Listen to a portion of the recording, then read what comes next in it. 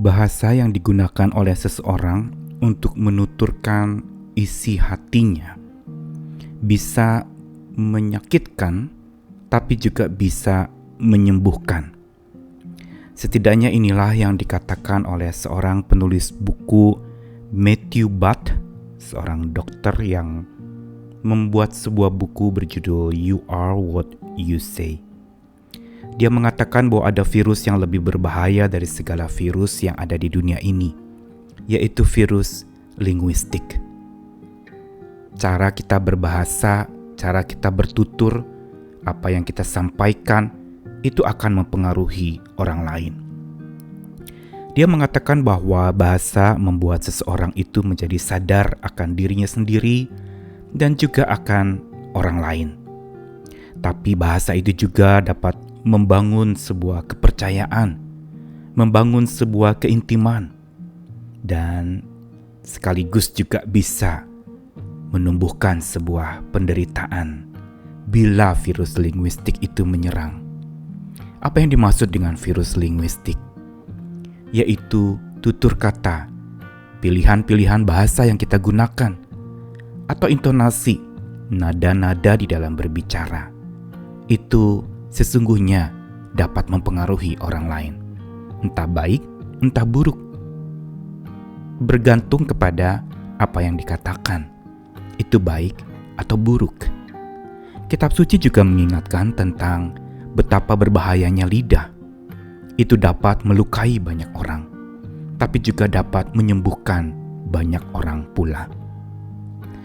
Dan di dalam renungan sabda Tuhan, sesungguhnya kita diajak dan dibawa kepada sebuah perenungan tentang kasih Tuhan yang harusnya menggerakkan bahasa kita, menggerakkan tutur kata kita, menggerakkan fasih lidah kita untuk bersaksi bagi banyak orang.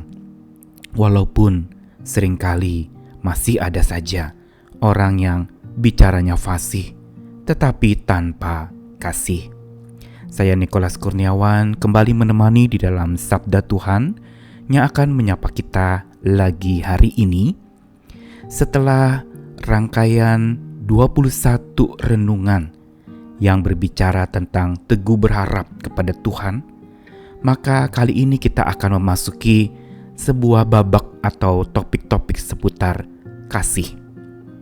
Dan di dalam 13 hari ke depan, 13 renungan yang akan saya sampaikan berasal dari 13 ayat di 1 Korintus 13. Satu ayat demi satu ayat kita akan bersama-sama merenungkannya setiap hari. Hari ini dari 1 Korintus 13 ayat yang pertama.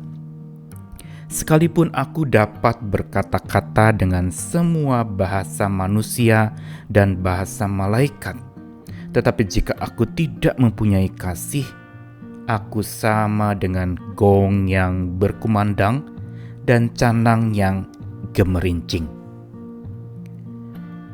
Paulus memahami betul tentang konflik tanpa kasih yang terjadi di antara jemaat di Korintus.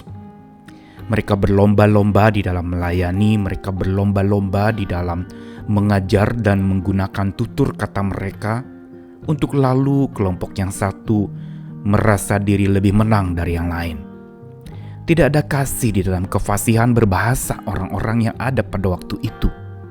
Padahal mereka hidup berdasarkan pemberitaan firman Tuhan yang sudah begitu baik disampaikan oleh pengkhotbah terkenal pada waktu itu di jemaat Korintus, yang melayani dengan fasih lidah luar biasa. Dan muncul pula konflik di antara jemaat yang berkaitan dengan bahasa roh, bahasa lidah yang mereka pikir itu lebih baik dari bahasa manusia. Dan problem pun menjadi makin mencuat ketika konflik itu makin berkepanjangan dan saling menyalahkan, saling tuding-menuding, dan akhirnya kasih pun menjadi raib dalam kehidupan bersama mereka. Sehingga kalau kita membaca di dalam 1 Korintus pasal 12 dan 14 itu pembahasan tentang bahasa roh dan bahasa lidah. Maka di dalam ayat 13 yang diapit dua topik itu berbicara tentang kasih. Rasul Paulus seolah mengingatkan bahwa betapa bahasa itu memang adalah sebuah budaya atau ungkapan isi hati seseorang.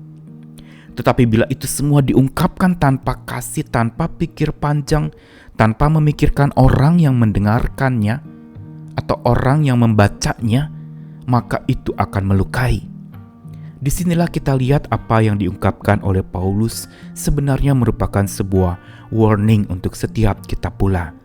Sebagaimana yang tadi dikatakan juga dalam buku You Are What You Say, yang mengatakan bahasa atau tutur kita itu bisa menyembuhkan tapi sekaligus menyakitkan. Dan Paulus memberikan solusi, yaitu kasihlah harusnya yang menggerakkan bahasa kita. Kasihlah yang harusnya mengatur tutur kita, sehingga bukan asal bunyi sekedar saja disampaikan. Sampai tadi perumpamaan tentang canang yang gemerincing dan gong yang berkumandang itu disamakan dengan orang-orang yang berbahasa tanpa kasih, yang fasih lidah tanpa cinta kasih, sehingga itu digambarkan seperti sesuatu yang asal bunyi saja, seperti gong yang berkumandang tanpa tujuan, hanya dibesar-besarkan, suaranya keras tetapi tidak menyampaikan pesan apa-apa selain memanggil orang. Atau seperti canang yang gemerincing yang tidak beraturan bunyinya. Dan ini merupakan teguran keras Rasul Paulus kepada jemaat di Korintus, juga pengingatan buat setiap kita hari ini. Di mana bumi kita sedang dilanda virus, ada virus yang lebih berbahaya, yaitu virus linguistik kita. Cara tutur kita, fasih lidah kita. Kita perlu berjaga-jaga di mulut bibir kita, sebagaimana pemazmur pernah katakan demikian. Karena betapa pentingnya untuk kita mengontrol dan mengendalikan lidah kita. Kondisi makin memburuk bila kata-kata buruk keluar dari mulut kita.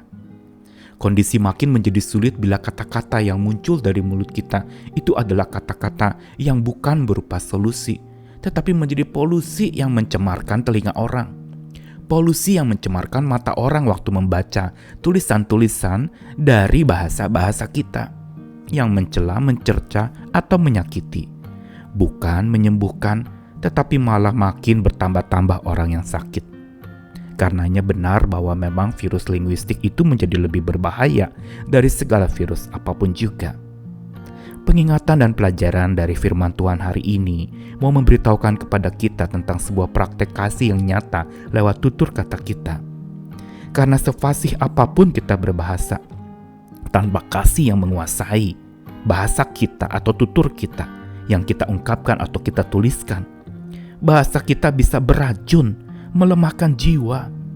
Namun bila kasih, cinta Tuhan itu menguasai bahasa kita, menggerakkan, membuat kita mengontrol dan mengendalikan supaya tidak asal bunyi atau bicara seenaknya tanpa pikir panjang, tanpa memikirkan perasaan orang yang mendengarkannya. Bahasa kita akan mendewasakan orang. Bahasa kita akan memulihkan nelangsa atau kesedihan orang bila cinta kasih yang menggerakkan bahasa itu. Dan juga bahasa kita, tutur kita yang kita ungkapkan lewat tulisan maupun perkataan itu dapat mencegah kebinasaan. Karena itu persis seperti apa yang Amsal pernah tuliskan, hidup dan mati ditentukan oleh lidah manusia. Karena itu hari ini mari kita bersama-sama menjaga hidup kita dengan waspada, menjaga dan memenuhi hati kita dengan kasih Tuhan, supaya kita bisa fasih menyampaikan kasih itu. Bukan fasih tanpa kasih, tapi fasih bersaksi tentang kasih Tuhan yang terus-menerus menghiburkan, menguatkan, menyembuhkan banyak orang, menghibur mereka yang berduka dan berkabung, dan membuat hati mereka kembali bergabung dengan cinta kasih Tuhan yang menyelubung hidup mereka senantiasa. Selamat berkata-kata dengan kasih Tuhan. Amin.